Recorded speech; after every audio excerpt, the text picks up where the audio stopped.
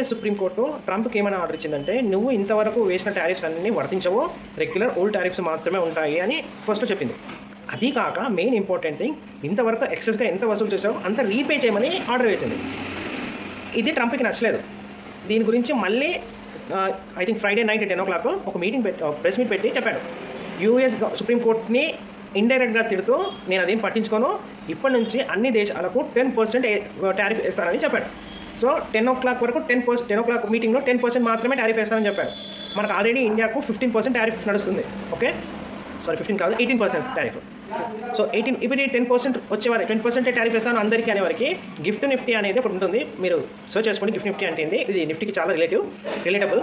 So Gift Nifty ఒక్కటేసారి 300 points jump ఇచ్చింది. Within 2 hours 300 points jump చూపించబడింది.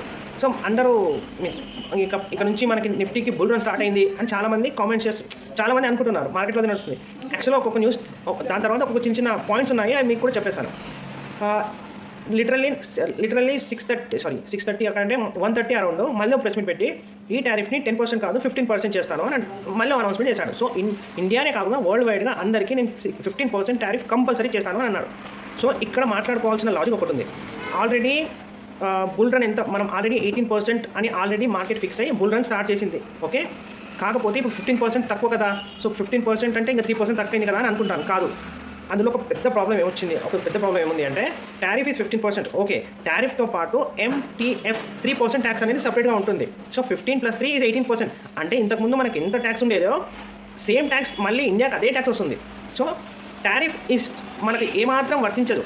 Tariff changes ఏమాత్రం వర్తించదు. ఇంతకుముందు 18% అని ఎలా సెటిల్ అయిందో ఇప్పుడు అదే 18% ఇప్పటికీ సెటిల్ అయింది. సో పాజిటివ్ న్యూస్ కాదు, నెగిటివ్ న్యూస్ కాదు, ఇది న్యూట్రల్. కాకపోతే ఇందులో ఒక చిన్న లాజిక్ అందరూ మిస్ అవుతున్నారు. ఏమంటే మన కంట్రీ కాకుండా వేరే కంట్రీస్కి 18% కంటే ఎక్కువ టారిఫ్ ఉంది. మన ఇండియాకి ఫేవరబుల్గానే ట్రంప్ ఒక డిసిజన్ తీసుకున్నాడు, అది 18% టారిఫ్. కానీ మన పక్క దేశం అన్న బంగ్లాదేశ్ అన్న వియత్నాం కన్నా మనకన్నా డబుల్ ఛార్జెస్ ఉన్నాయి వాళ్ళకి. ఇప్పుడు ఈ టారిఫ్ వల్ల వాళ్ళు కూడా 15% కిందకి వచ్చేసారు. అర్థమైందా?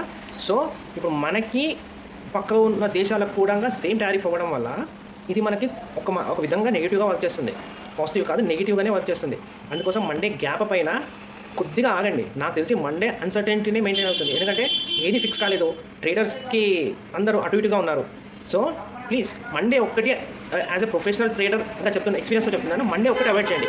అంత కనిపిస్తే భారీ గ్యాప్ అప్ అయితే ఒక పుట్ ఆప్షన్తో చిన్న ప్రాఫిట్తో ఎగ్జిట్ అవ్వండి. అంతే తప్ప డే మొత్తం చేయాలి, డేలో 2-3 ట్రేడ్స్ అయినా చేయాలి. మార్కెట్ చాలా టెంప్టింగ్గా ఉంటుంది మండే మార్కెట్, బట్ ఫుల్ ట్రాఫీగా ఉంటుంది. Please note my words, trade చేయకపోవడం ఈజ్ ద బెస్ట్ ఆప్షన్.